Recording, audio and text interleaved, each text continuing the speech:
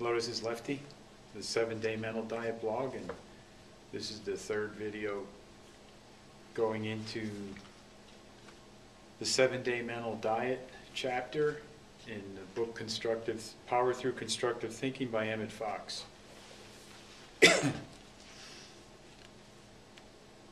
This then is the real key to life.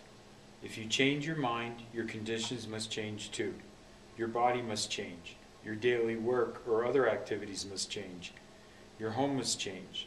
The color tone of your whole life must change. For whether you be habitually happy and cheerful or low-spirited and fearful depends entirely on the quality of the mental food upon which you diet yourself.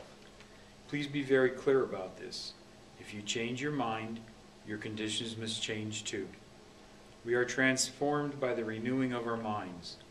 So now you will see that your mental diet is really the most important thing in your whole life. This may be called the great cosmic law, and its truth is seen to be perfectly obvious when once it is clearly stated in this way. In fact, I do not know any thoughtful person who denies its essential truth. The practical difficulty in implying it, however, arises from the fact that our thoughts are so close to us that it is difficult, without a little practice, to stand back, as it were, and look at them objectively. Yet this is just what you must learn to do. You must train yourself to choose the subject of your thinking at any given time, and also to choose the emotional tone, or what we call the mood that colors it. Yes, you can choose your moods. Indeed, if you could not, you would have no real control over your life at all. Moods habitually entertained produce the characteristic disposition of the person concerned, and it is his disposition that finally makes or mars a person's happiness.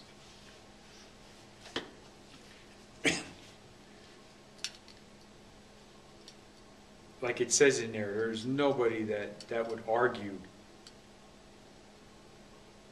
that the way you think affects your life and affects your moods,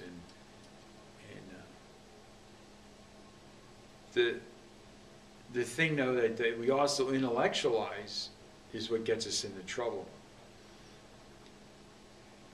because most people, and I know I was like that too, I just couldn't stop my mind.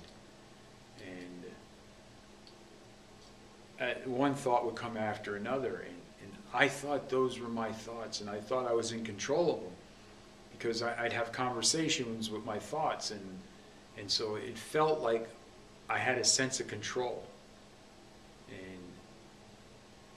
But when I objectively looked at it, I seen that I had no control over my thoughts. They just ran, and it would just, I'd be talking on one subject, and then I'd say a sentence, and one word out of that sentence just brought in another thought, and boom, I'm off on that, and by the time I got just going from one thought to another, I had no clue where I even started the conversation from.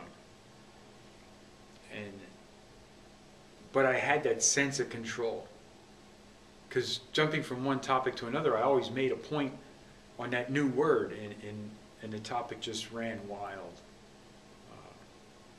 So the truth of the matter, even though you sound intelligent in a conversation, you have no control over your thoughts, so you really don't have a mental diet of control. So that's the first thing you have to be able to do, is to develop a control over your mind, so you can stop a thought and just hold it there. And that's the first discipline to moving on. And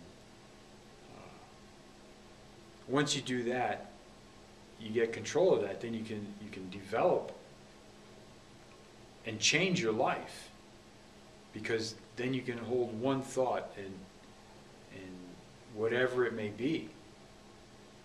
You know, if it's just to to be able to read a book and stay in the book, which was something I needed to do. It was one of the ways I developed it, and to do that.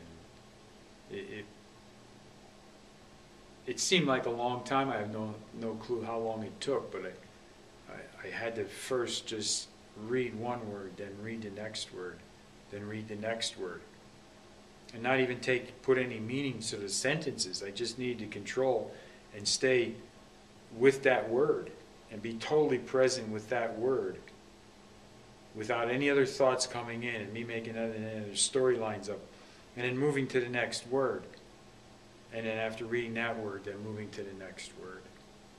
And once I did that, then I started to get more meaning out of words, and once I got more meaning out of them, my outside life changed, and my life got orderly.